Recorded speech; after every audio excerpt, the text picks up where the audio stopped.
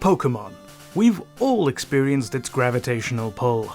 Be it video games, anime, manga, card games, collectible plushies, or anything else you can think of, odds are the House of the Electric Mouse has had some sort of influence on your life. Recently though, the love for Pokemon has been waning a little. Fans are frustrated, but today, we're looking at a game that could potentially change that. Today we're taking a look at Crema Studios' TemTem, which was released into the early access system of Steam on January the 21st, 2020. If you hadn't guessed already, which is weird because it's in the title of the video and there's a disclaimer, this is an early access game, which means that some of the points I make in this video may not be that relevant by the time you play. We may also try to do some small update videos in the future once more content is added. With that out of the way though, it's time to ask, TemTem, how bad can it be?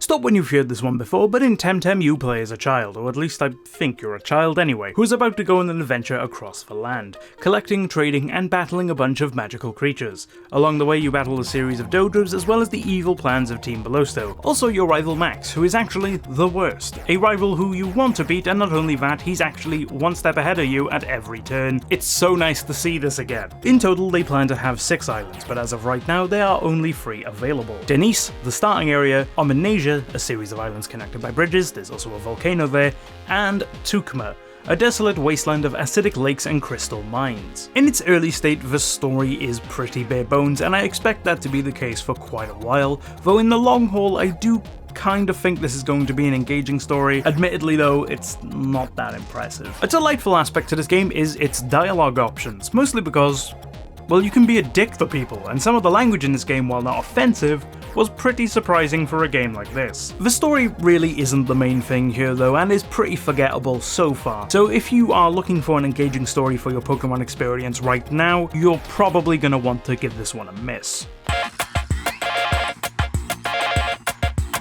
TemTem looks like Pokemon, and let's be honest here, you probably already guessed that. If you've played a recent Pokemon game, you've probably experienced this art style quite a bit, but it does have some cool aspects to it, especially when it comes to the second and third areas you visit in the game. Some of the TemTems also look pretty fun, albeit seemingly derived from one Pokemon or a combination of 2 or more Pokemon. Others are kind of derpy looking. It does have some things on its spiritual parent however, and that's the animation for the moves. The mental and crystal moves, as well as the big double moves you get a bit later in the game, look awesome. And whilst they do get kind of old eventually, they're still pretty satisfying to use. The sound in this game is something I'm personally not a big fan of either. I really do like the sound effects, especially when it comes to healing. There's something really appealing about the way the cards click and fill up in the healing animation. Other than that though, it's kind of forgettable, and I ended up muting the music in the game and just playing my own over the top eventually. I'm not saying that it's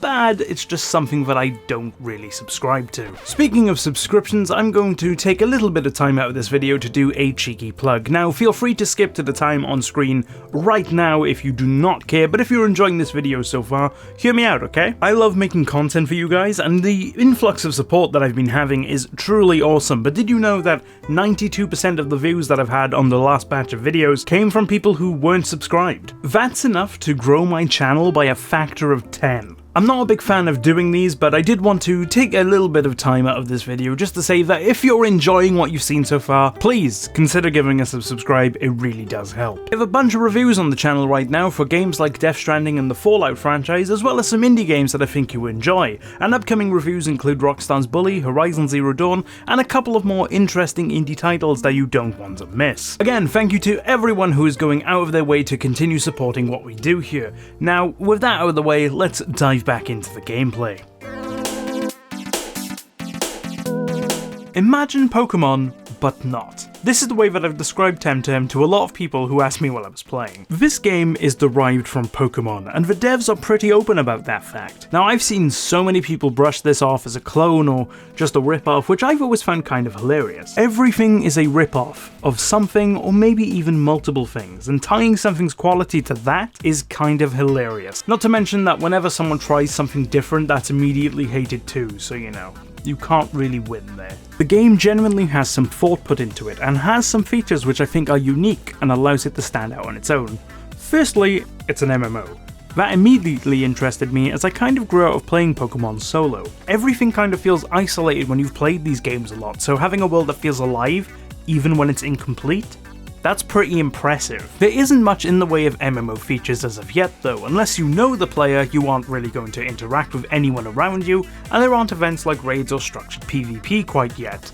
The promise is there, but there isn't much substance. Also, this can be played entirely in co-op. Now, the co-op was completely broken when we first played it, and still has some issues when it comes to main story points. A lot of its issues have been ironed out though, and playing this game with a friend and adventuring through a Pokemon-like world is really exciting. The game for the most part is your standard affair, but the battling is based around doubles and not singles, and to be honest, while I do like the focus on synergy it has, I'd like the option to play in a single battle format instead, even if it's only when you're alone. You can do it against other players in 1v1s and PvP, but against AI you're forced to use 2 TemTems even if the opponent has 1. It's a little nitpick of mine admittedly, but I think the double battles kind of get old. What doesn't get old though is the difficulty of the game, something which I greatly appreciate. You're constantly on the back foot in this game, which seems to be a reaction to complaints about Pokemon seemingly getting easier as it goes along. Aside from the more frustrating segments where you went through gauntlets of battles, I did love the challenge. It was never too much to make you want to quit, but also never too little to make you bored of the fights. I want to clarify that I've had quite a few bugs with this game, and I cannot confirm or deny that they've all been fixed, but the dev team has been really great with supporting this project so far. So much so that it made writing this review seemingly impossible at points. I've written this 3 times.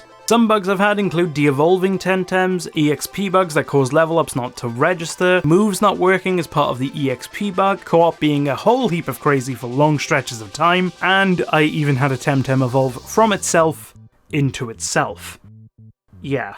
So is TemTem the next Pokemon? Probably not. Though, I can't really say that it isn't worth it right now, and it's certainly a great game with a lot of promise. It's just that it's a hefty price tag, and I know that's going to turn a lot of people away, but based on the consistent updates that we've been getting so far and the content that's already in the game, it's certainly a product that if you're a fan of these kind of games, especially the Pokemon franchise, you're probably going to want to invest into. I think it can do a lot more in terms of separating itself from Pokemon, as a lot of people do genuinely think it's just a rip-off at the moment, which I think is very much unfair, but I can see the argument. It needs to do a lot more to distance itself and become its own entity. That being said, if more content is added, which it looks like it's going to be on a semi-regular basis, I could easily recommend this to any jaded Pokemon fan, or just someone who wants a bit of a different flavour to their creature-catching games. Thanks for watching. For more Vivid Stream content, why not hit that subscribe button and give us a thumbs up, it really does help. And hey, whilst you're here, why not click one of the videos that have just appeared on screen? It will take you to some more content right now. Thanks again, and I'll see you soon.